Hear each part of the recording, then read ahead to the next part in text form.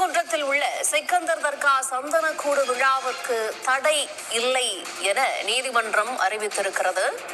சந்தனக்கூடு கந்தூரி விழா நடத்துவதற்கு தடை இல்லை என உயர்நீதிமன்ற மதுரை கிளை உத்தரவினை பிறப்பித்திருக்கிறது. விவரங்களோடு இணைகிறார் நமது செய்தியாளர் ரஃபீக் ராஜா.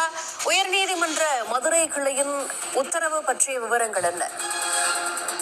நிச்சயமாக மதுரையைச் சேர்ந்த மாணிக்கமூர்த்தி என்பவர் உயர்நீதிமன்ற மதுரை கிளையில் இன்று ஒரு வழக்கினை தாக்கல் செய்திருந்தார். குறிப்பாக திருப்பரங்குன்றம் மலை உச்சியில் சிக்கந்தர் பாதுஷா தர்கா உள்ளது.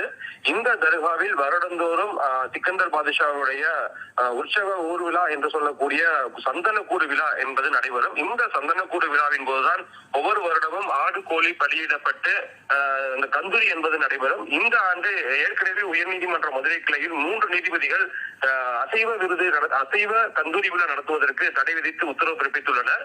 இந்நிலையில் தான் இந்த சந்தனக்கூடு என்பது கடந்த ஞாயிற்றுக்கிழமை தொடங்கி ஜனவரி 9ஆம் தேதி வரை நடைபெற உள்ளது. இந்நிலையில் இந்த விழாவில் கந்தூரி நடத்துவதற்கு தடை விதிக்க கோரிதான் இவர் உயர்நீதிமன்ற மதுரை கிளையில் ஒரு மனுவினை தாக்கல் செய்திருந்தார். இந்த மனுதான் சற்று முன்பாக நீதிபதி ஜோதிராம் முன்பாக விசாரணைக்கு வந்தது. மனுதாரர் தரப்பில் ஆஜரான வழக்கறிஞர் ஏற்கனவே உயர்நீதிமன்றம் கந்தூரி நடத்துவதற்கு தடை விதிக்கப்பட்டுள்ளது. ஆனால் அதை கருத்தில் கொள்ளாமல் இந்த வருடம் இவர்கள் சந்தனக்கூடு என்ற பெயரில் கொடியேற்றி விழா துவங்கி உள்ளனர். எனவே கந்தூரி விழா நடத்துவதற்கு தடை விதிக்க வேண்டும் என வாதிட்டார். அப்பொழுது நீதிபதிகள் குறுக்கிட்ட நீதிபதிகள் தர்கா தரப்பில் யார் ஆஜராகி உள்ளார்கள் என கேட்டார்கள்.